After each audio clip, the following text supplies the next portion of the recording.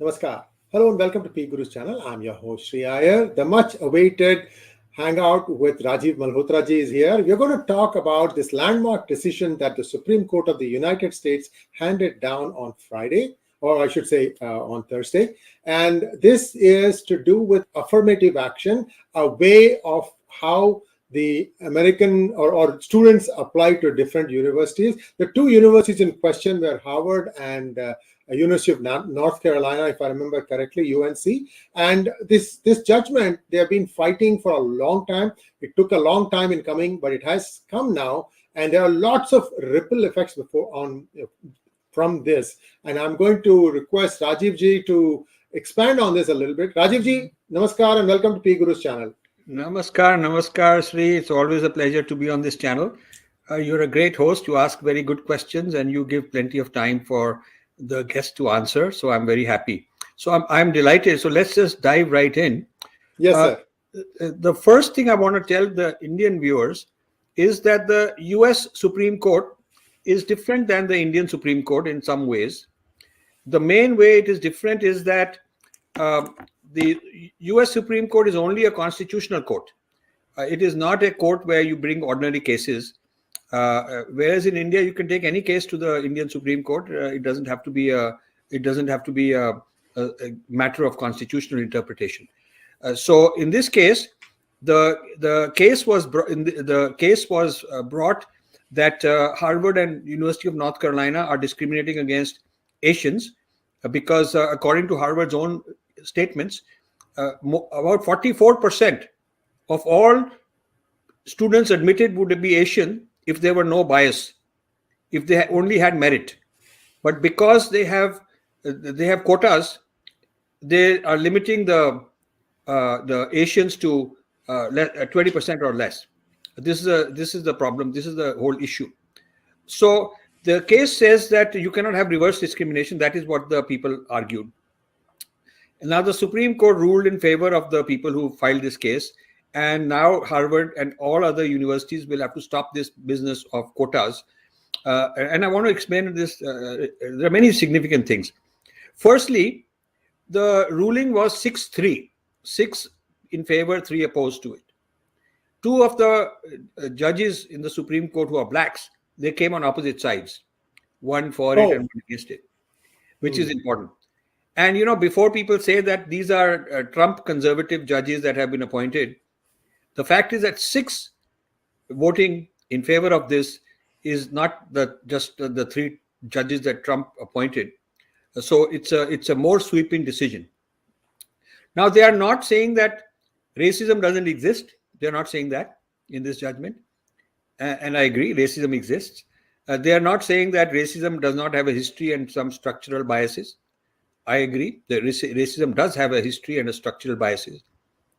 Nor are they saying that racism should be allowed to continue and one should not do things to change racism and counteract racism. And I agree. Of course, we should counteract racism. We should do everything we can to counteract racism. What they are saying is that this method is a wrong method. And I agree with that. So all the hoopla, the left is really up in arms from Joe Biden and the whole Democratic Party and CNN or NPR and all these liberal left-wing wokist type of institutions are all up in arms. A group of Indians here in the Princeton area, very interesting. The dominant voices were all attacking this decision because they're all wokists. Luckily, I am not part of that. I just heard about it because I didn't want to, get into some kind of a controversial match with them because it's useless. So Indians need to understand what the implications are. The Indians who are for the decision justified it only on the basis that their kids will get into Harvard more easily or into some Ivy League. I think that's a very narrow view. A narrow view is what's in it for me, for my kids. More Chinese, more Indians, more Japanese will get in because they have merit on their side. Of course, that's the immediate implication. But there are bigger implications.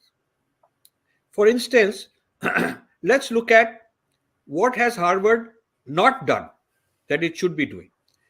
Harvard considers itself to be changing industries. They advise all kind of industry leaders how to restructure a whole industry, any kind of industry. And they are training the thought leaders of the next generation. They're developing strategies for the future, controlling much of the thinking in World Economic Forum, etc., etc. So why hasn't Harvard come up with a policy on education for the underprivileged, which says that we should start at an earlier age?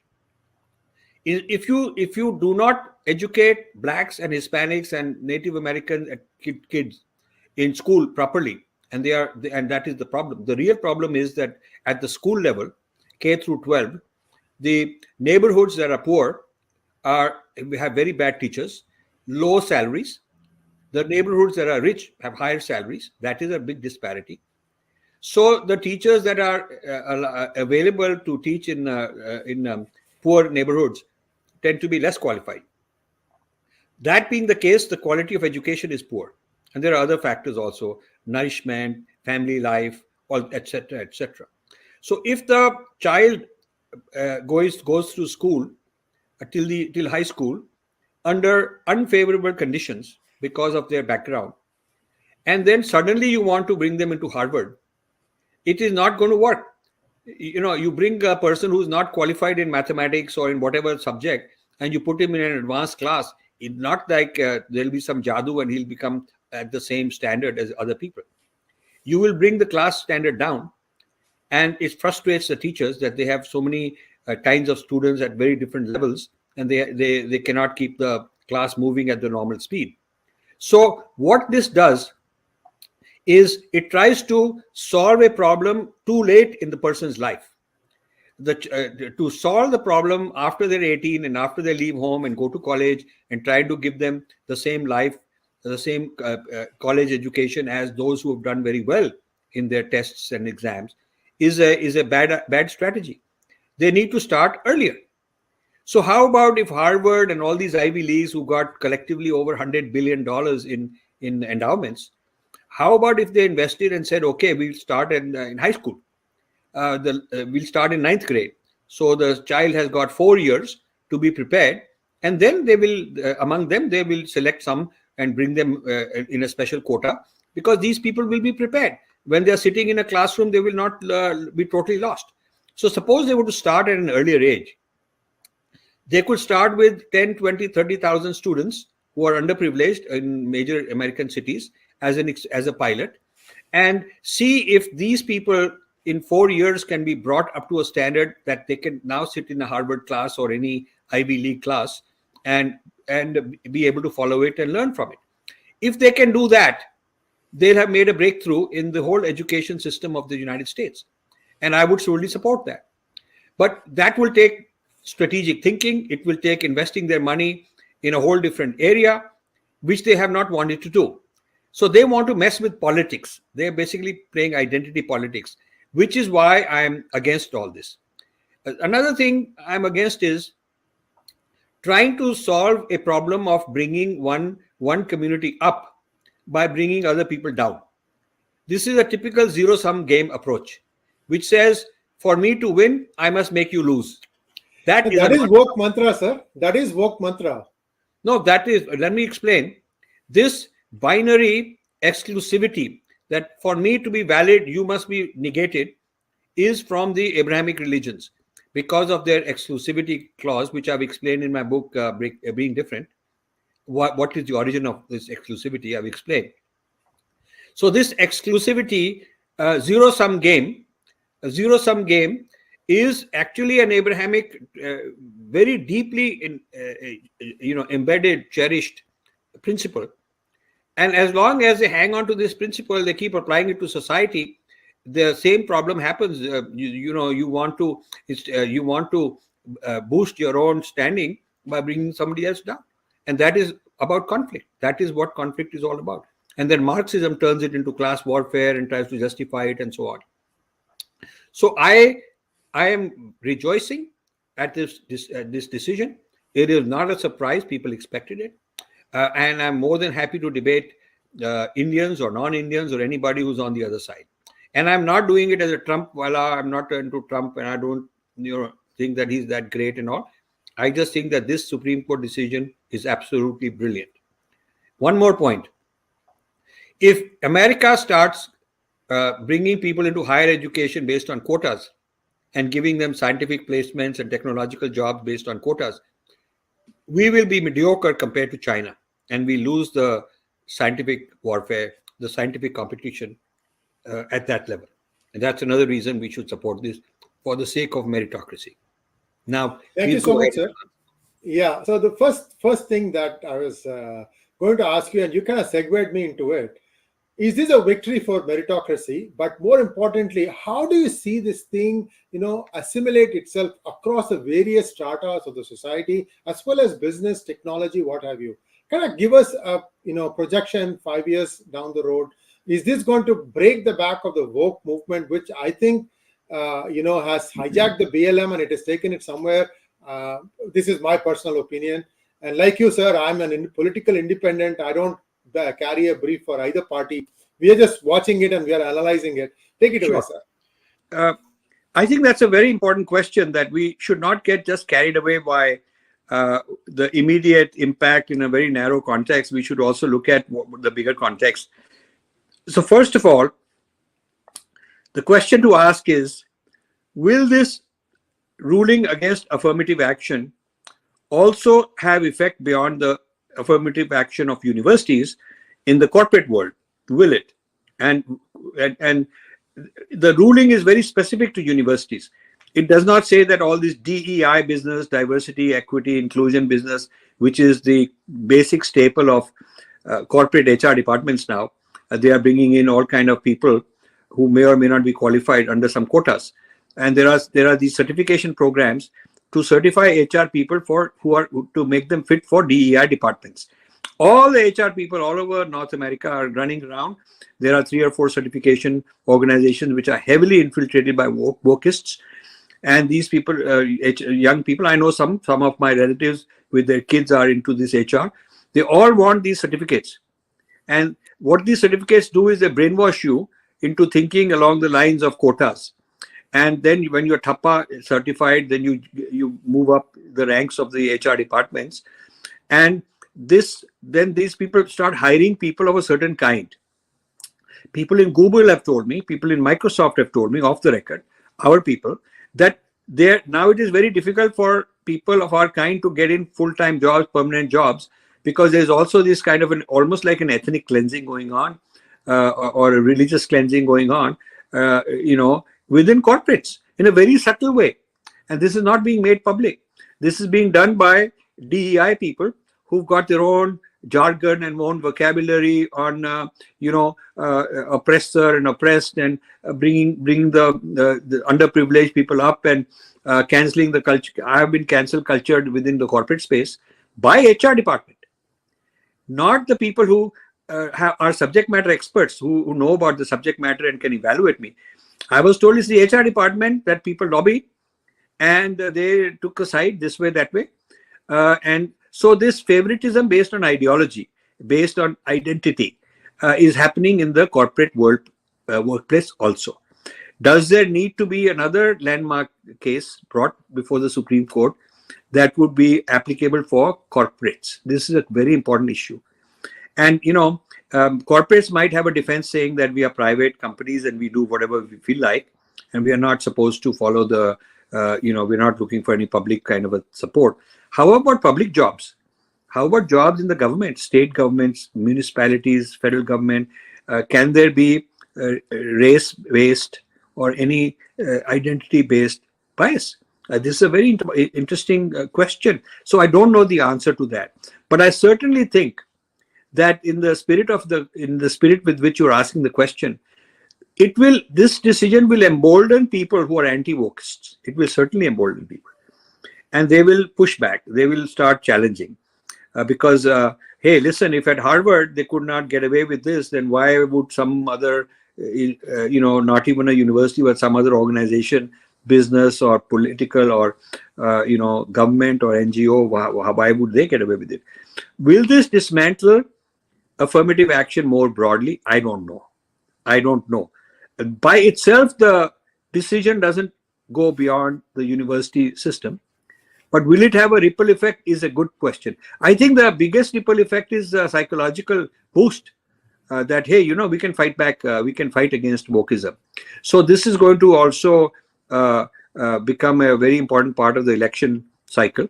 It is feeding the frenzy of the Republican candidates because they're all anti-wokeists, and the Democrats are saying, hey, vote for us because we are the ones who are protecting all these things, for the public. So now it will be the public deciding. The first time that I think woke will be indirectly on the ballot, indirectly.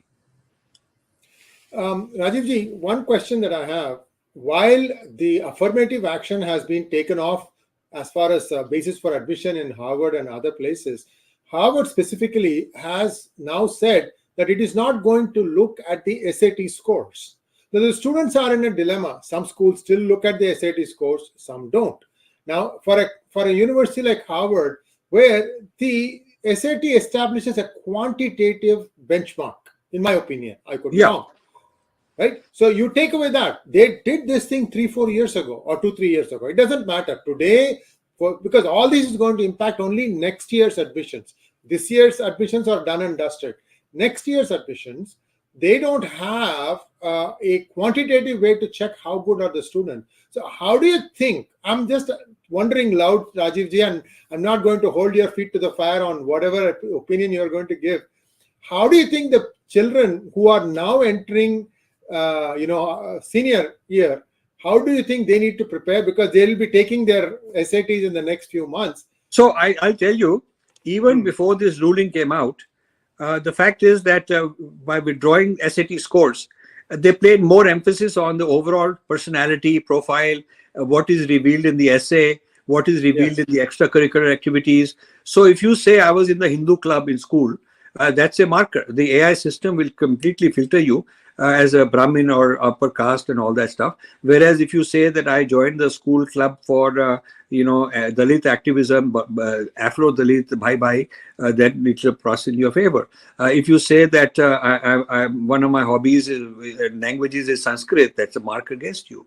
If you say that my second language is Swahili. So even though officially you cannot have a quota on race, you can have, nothing says that this ruling does not say that you cannot come up with your own criteria, which are not asking for race per se explicitly, but implicit racism. Implicit racism will continue. The implicit racism being that you can train your AI algorithms to scan millions of resumes, millions of applications that come in without SAT scores, and start coming up with, how do you filter out people that are oppressor community and isolate the ones who are oppressed community, and then grade the oppressed community based on who got more oppressed and whatnot. So, there's still nothing that prevents them from asking questions about, family background and, what kind of neighborhood you came from. Certainly zip codes tell you a lot about the ethnic makeup of a particular location. So what I'm trying to tell you is, in this age of AI, it is not at all difficult to kind of replicate the previous policy without making it explicit. That's the issue. Absolutely. And in other words, what the students must do, I guess, is to try and pick those topics which will pass muster, whether there is a woke admissions person in the university or a non-woke.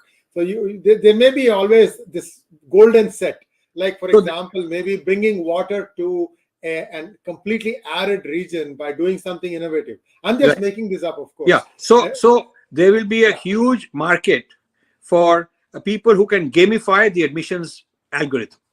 Yes. Just like SEO gamifies the algorithm for social media engines.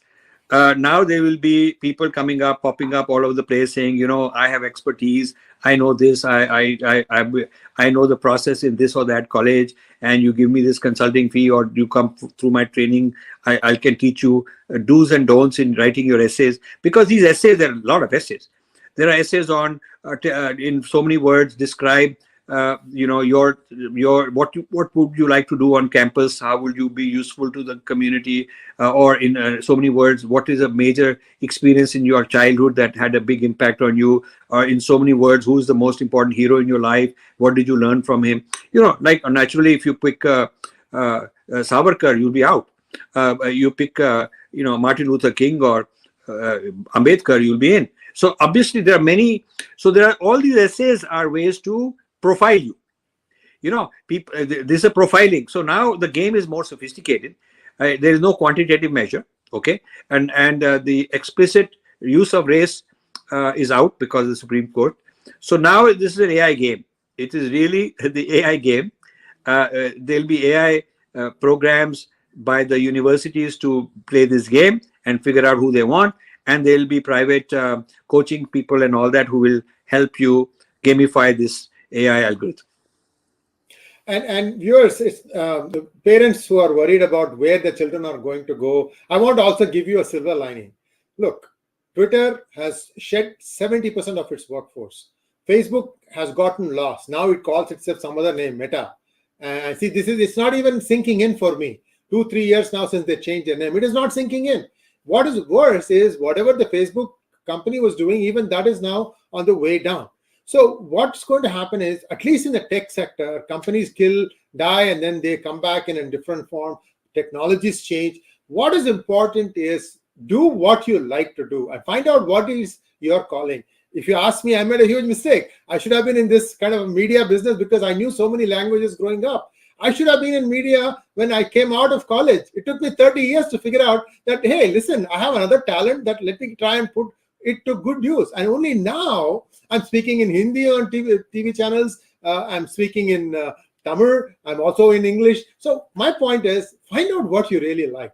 It may take a little bit of time. Don't worry. You may have to take a sharp right turn or a left turn. So Rajivji, I'll let you weigh in. This is just my 2 cents coming based on what you just said, that you shouldn't lose hope. There is something for you, and you just find out what you like to do. So you've touched upon something, but I'll take it in a different direction. It's a very important point. People have different passions.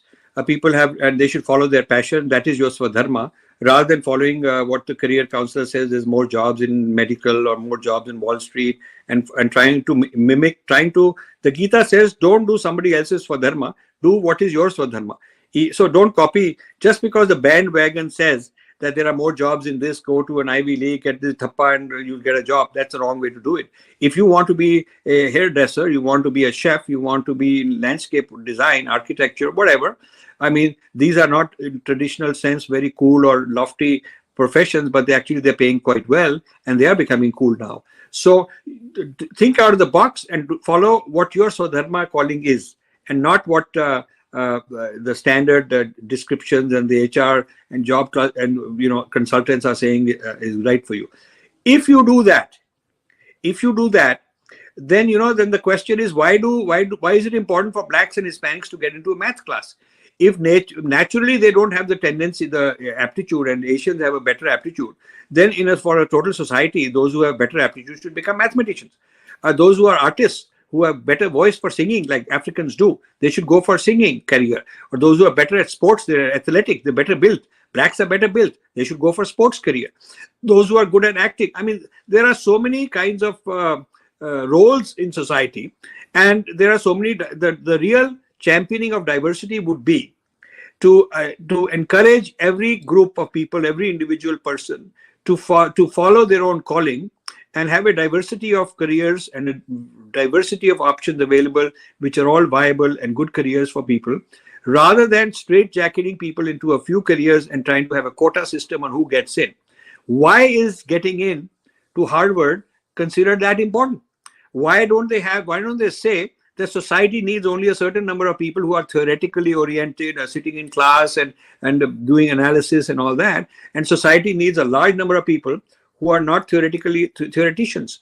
And therefore, we should have many colleges, many kinds of programs after school where people can go and channel their energy. So I would actually say that if you follow the principle of Swadharma and design the careers and society based on many diverse Swadharmas. Swadharma is by definition personal, individual, and it is not a cookie cutter for everybody, then then you don't have the problem of everybody competing for the same post, the same job, or the same class, because you'll have many options and not just a few.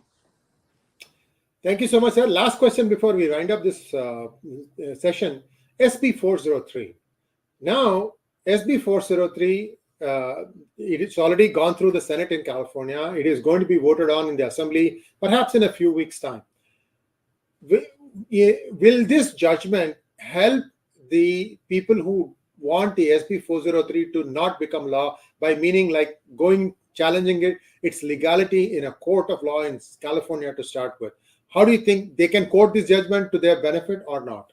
Yes, I think that even without this judgment, there are a lot of legal issues because there is no legal definition, legal way of measuring. There's no algorithm how you decide what somebody's caste is. There are people from the Caribbean and Hong Kong and many places who have been out of India for a long time, many generations. They don't even know what their caste is. There are many Hindus who are from a mixed marriage.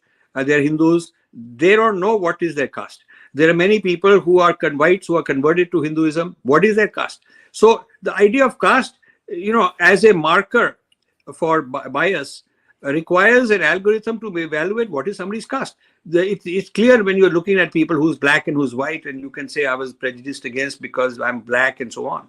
But you cannot say that this guy prejudiced against me because he's Brahmin. How do you know he's Brahmin? His name is not a marker of caste. That we have to be very clear, because so many of the people who are anti-casteist have Brahmin names. So you cannot say that the name identifies, name is inherited. Caste is my worldview. My posture is I may be anti-casteist person. I may have converted to Christianity and kept my Hindu name. So the name is not reliable. The skin color is not reliable. What is reliable? How do you? It's not written in your in your DNA. It's not you measure the DNA. You cannot tell the DNA by DNA that this guy is Brahmin. You cannot do that. So if there is no objective measurement that will be acceptable and provable in a court of law, how will they ever adjudicate a case? And I think there will be cases which will prove that this cannot be done. This cannot be done objectively. And there are many other reasons for shooting down this law, because it singles out a particular community, our community. There are biases in China and in the United, in all these countries, in Islamic countries, there are all these kind of things. So they've only singled out caste system and predominantly focused on South Asia. That itself is grounds for it to be knocked down. My feeling is that the caste issue will get litigated in federal court, and it'll work its way to the Supreme Court. And then the Supreme Court, one day in the next several years, will have to decide on this. And my hope is that it will knock it down. Thank you so much, Rajiv ji. And viewers, please like, share, and subscribe to our channel. I would love for Rajiv ji to come once every month. And you can, confirm that by way of your comments. If you like this thing, this is a must watch for many parents, because many of you are actually putting away your hard-earned savings in the hope that your child, especially those who are affected by reservation system in India, that your child can go abroad and get a good education and put down roots in whichever country or whatever. But you need to understand that the undercurrents here are, so that you can navigate your way and you can advise your child too. So please like, share, and subscribe to our channel. And if you like this video, please share it with your friends and family. Rajiv ji, wonderful again having you, sir. Go ahead. One last point. I think what the points we've made in this episode are of special value to those who are students or aspiring to get into higher education anywhere in the world, because this will have ripple effects, and the parents and the policymakers on these matters. So please watch and formulate your arguments, because you will be having discussions. You will be having brainstorms and arguments, and you may say, I want to get in on a merit basis. There'll be people pushing back, and you need to have your points in order, your toolkit, and hopefully we are supplying you with that. Thank you so much. Thank you so much, sir. Namaskar. Namaskar.